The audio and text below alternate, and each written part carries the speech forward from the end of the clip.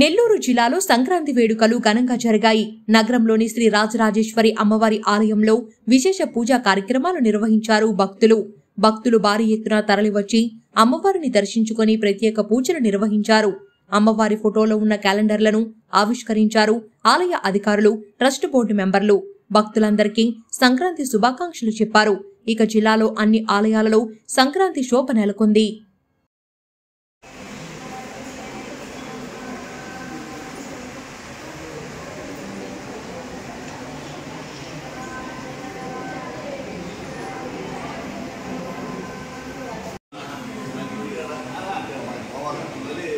తొందరగా బట్టి శుభ్రంగా తిరొచ్చావు నువ్వు.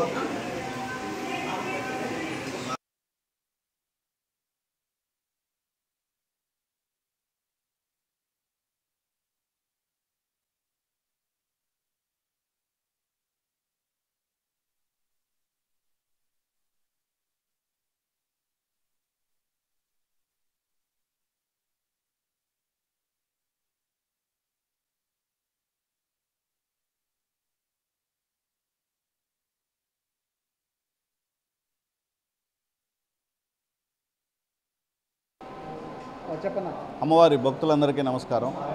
ఈరోజు సంక్రాంతి పండుగ సందర్భంగా దర్గామిట్ట శ్రీ రాజరాజేశ్వరి అమ్మవారి దేవస్థానం నందు ప్రత్యేక పూజా కార్యక్రమాలు, ఉదయాన్నే అమ్మవారికి అభిషేకాలు, తర్వాత పూలంకరణ సేవ ఇవన్నీ చేయడం జరిగింది. భక్తులందరూ వేలాదిగా వచ్చి అమ్మవారిని దర్శించుకుని అమ్మవారి ఆశీస్సులు పొందుతూ ఉన్నారు.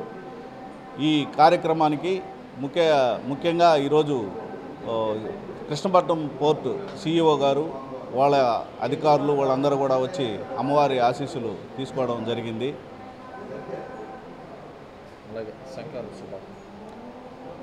అమ్మవారి భక్తులందరికీ ట్రస్ట్ బోర్డు తరఫున, ట్రస్ట్ బోర్డు చైర్మన్గా సంక్రాంతి శుభాకాంక్షలు తెలియజేస్తున్నాను.